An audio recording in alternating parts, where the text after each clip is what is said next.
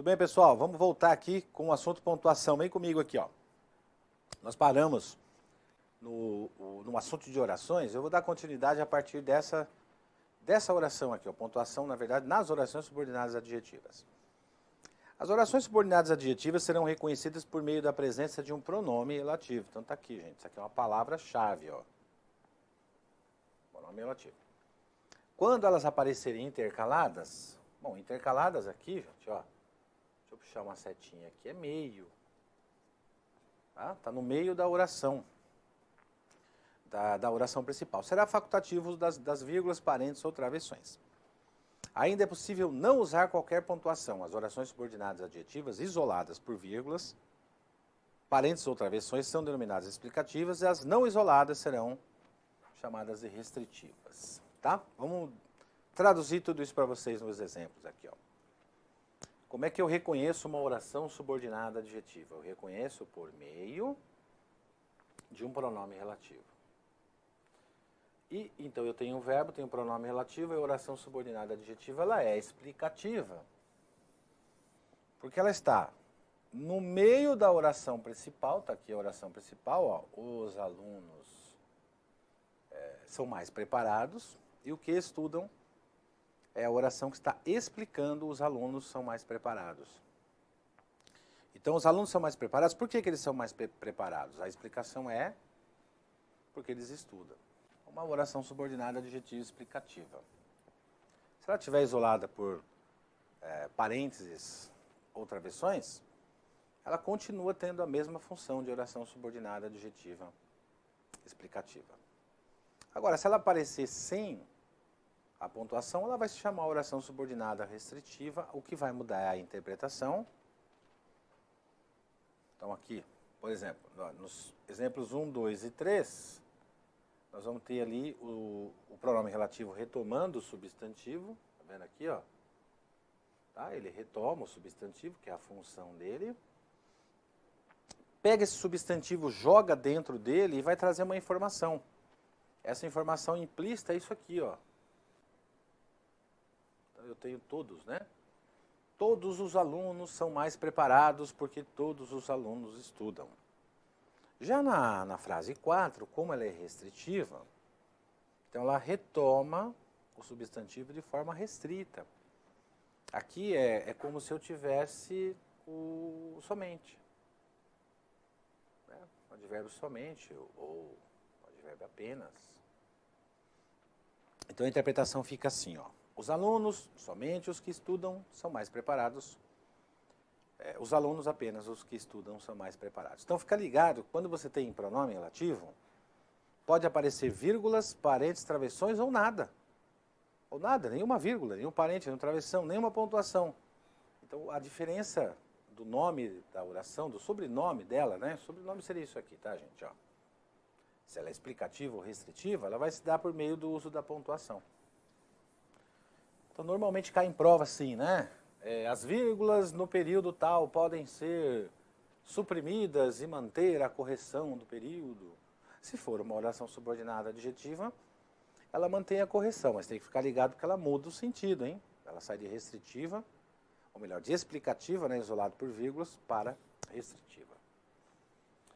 Tem uma observaçãozinha que a gente tem que fazer, ó, que essas mesmas regras de vírgulas, parênteses e travessões também se aplicam às orações coordenadas intercaladas. O que são essas orações coordenadas intercaladas? Bom, primeiro, a oração coordenada e intercalada é uma oração independente. Ó. Então, o problema dos furtos serão resolvidos. Né? Na verdade, será resolvido, né? Que é o problema dos furtos que será resolvido. Ou os furtos serão resolvidos, tanto faz aí. Mas nesse caso aqui, vamos trocar aqui para concordar, tá? Então, o problema dos furtos será resolvido. Né? Porque o que vai ser resolvido é o problema, é o núcleo ali, tá? Então, vamos apagar isso aqui. Mas o que vai interessar realmente para nós aqui é o ponto de vista da pontuação. Esse dício delegado que você vê isolado por vírgulas, parênteses ou travessões, é uma oração independente, ó, dício delegado. Tem verbo, então se tem verbo tem oração, né? Tem um verbo aqui, ó. Então tem uma oração. Então aqui dentro, onde você vê aqui destacado em vermelho, a gente tem essa tal oração coordenada intercalada. Intercalada porque ela está no meio de uma outra oração. É a mesma regrinha da anterior ali, não vai mudar o sentido, porque não tem conjunção, mas as vírgulas, parênteses ou travessões são permitidas, né, de forma facultativa. É mais comum o uso das vírgulas e dos travessões. Né? Os parênteses cai menos em prova, mas é importante saber porque faz parte da regra, tá?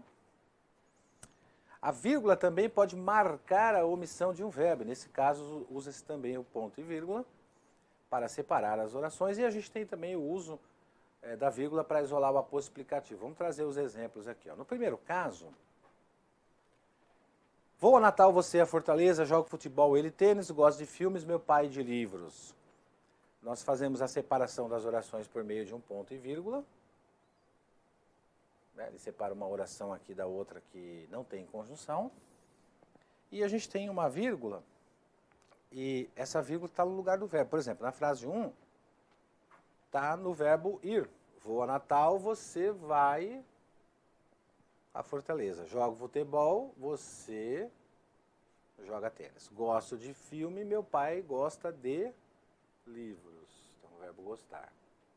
Então, marcar a omissão de um verbo aqui, gente, ó. Não é que a gente vai adivinhar o verbo, não. É o mesmo verbo da oração anterior. Ó, repara que é o mesmo verbo aqui. E aqui também é o mesmo verbo. E aqui também é o mesmo verbo. Legal? E também o aposto, né? O aposto é simples, tranquilo, ó. Curitiba, capital do Paraná, é fria. Mauro, filho de Luísa, está doente. Paris, a cidade luz, é bela. Bom, pessoal, o aposto explicativo é o seguinte. Ele é uma expressão que se refere a um substantivo que está anteposto, no caso, capital do Paraná, é uma explicação de Curitiba, no caso, filho de Luísa, a explicação de Mauro, né? O Mauro, que é o filho da Luísa, e no caso, a cidade luz é Paris. Aposto explicativo, ele explica um substantivo anteposto e obrigatoriamente vem isolado por vírgulas. E tem outras ocorrências também do uso do ponto e vírgula, nós vimos lá que ele pode ficar no lugar de uma conjunção. Então, usa-se o ponto e vírgula para separar as orações coordenadas assindética, porque não tem conjunção. Tá, vamos pegar aqui, ó. Assindética, puxa uma setinha. Ó, sem conjunção. Que apresentam ideias opostas. Ó, opostas indica que eu tenho uma adversidade. Né? Ideias adversativas, vamos dizer assim, tá bom? Olha lá. Gostamos da cidade grande, a cidade grande nos deixa estressado. Quer ver? Nesse ponto e vírgula, eu vou botar um mas aqui, ó. Gostamos da cidade grande, mas a cidade grande nos deixa estressado. Mas, contudo, entretanto, todavia, porém, então a gente tem uma ideia de oposição. O ponto e vírgula vai exercer essa função aí. Também usa-se ponto e vírgula para separar as orações coordenadas sindéticas conclusivas quando a conjunção estiver colocada depois do verbo. É menos usado, né, isso aqui, né, pessoal? Menos usado no dia a dia, mas funciona lá. Eles sabem o que dizem, ponto e vírgula. Façam, portanto, o que eles estão mandando. Então, aí a gente tem uma conjunção coordenada sindética que é conclusiva e ela está colocada depois do verbo. O verbo está aqui, né? Está aqui e a conjunção está depois. Então, a gente vai usar esse ponto e vírgula aí para separar essas orações aí. Sindética significa ter conjunção e assindética significa não ter conjunção. Sinal de dois pontos. Sinal de dois pontos para indicar uma citação de um terceiro. Isso é tranquilo, simples, de vez em quando cai em prova.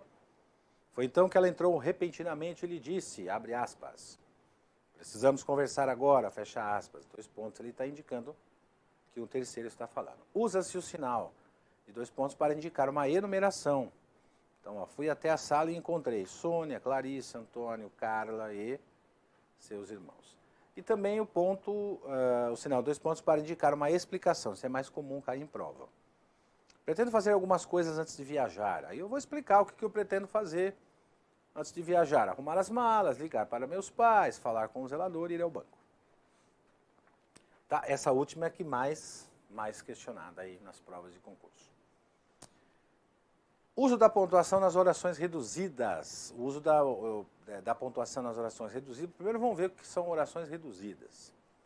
Para você se ligar no que é. Ao fazer a prova, o candidato deve ter atenção. É uma oração reduzida porque ela não apresenta essa oração que está destacada em vermelho aí, tá? Ó, aqui, ó. Ela não apresenta a conjunção e ela apresenta um verbo no infinitivo, é chamada oração reduzida de infinitiva. Ela está anteposta à oração principal. A oração principal é o candidato deve ter atenção. Ó, essa é a oração principal. Então, a vírgula aí, obrigatória. Quando fizer a prova, o candidato deve ter atenção. Tá vendo? Você pode substituir por uma...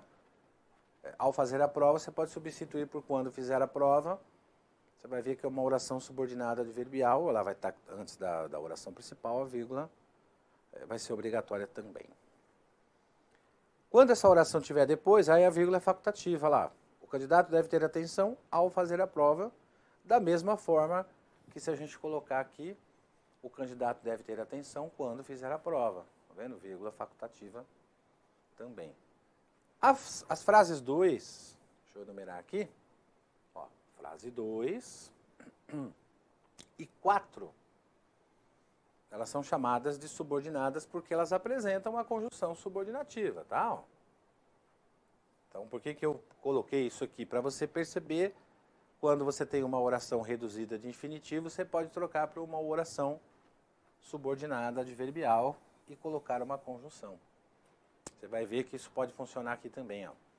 É possível chover amanhã, oração reduzida de infinitivo, não tem conjunção, terminada em R, e a oração principal é o possível, então a vírgula aí nesse caso é proibida. Por que ela é proibida? Porque ao trocar e colocar uma conjunção, ela vira uma oração subordinada substantiva e não se separa a oração subordinada substantiva, que é essa daqui, da sua oração principal por vírgula. Certo? Então, na oração reduzida, equivalente à oração subordinada substantiva, que é essa 5 aqui, a regra é a mesma. Por isso que é importante conhecer aí a conjunção. Alugado o apartamento, ele se mudou imediatamente. Oração reduzida de particípio. Particípio, porque, ó, alugado, né? Ó, aqui, ó, ado.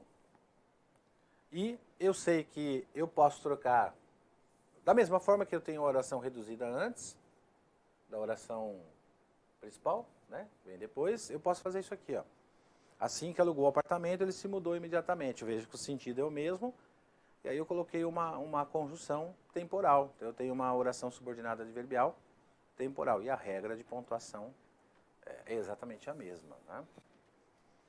E posso colocar no final do período, igual os exemplos anteriores lá, né? Iguais, né? No caso, aqui a gente tem as mesmas regrinhas.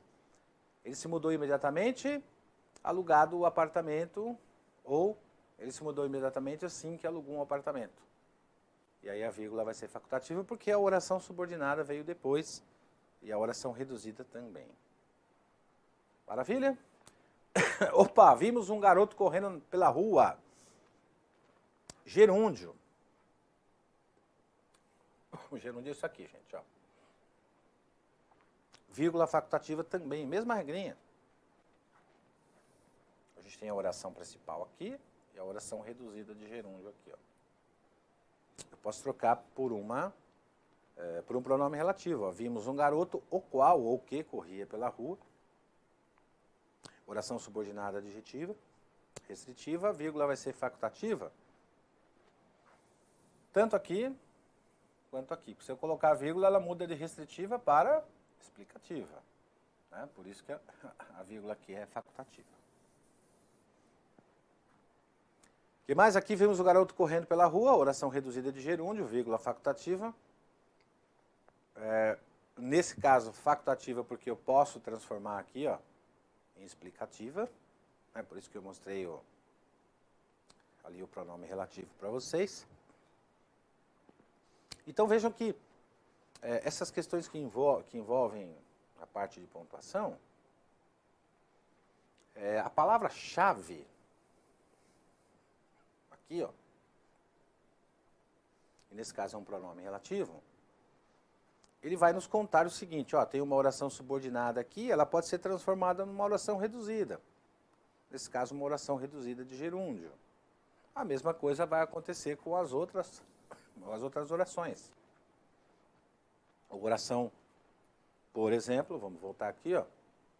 Quando eu tenho uma oração reduzida de infinitivo, por exemplo, eu posso transformar numa oração subordinada substantiva, como você vê na frase 6.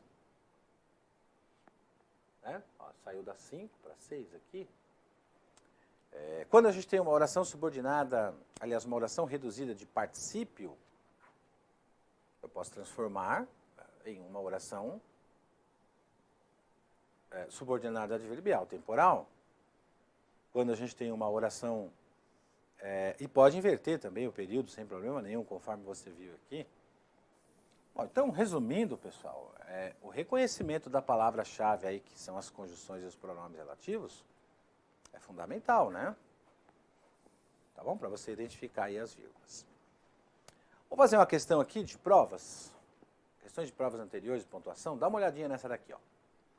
Considerando os aspectos linguísticos, julgue o item a seguir. É facultativo o emprego da vírgula presente na afirmação atribuída a Voltaire no texto.